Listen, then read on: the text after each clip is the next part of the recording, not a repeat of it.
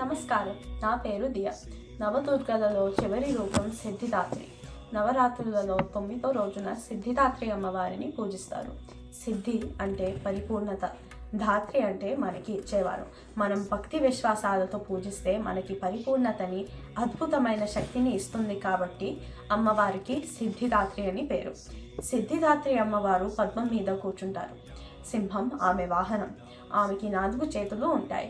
ఆమెకి పైన 2 చేతులలో సగం విచ్చుకున్న కమలం, సుదర్శన చక్రం ఉంటాయి.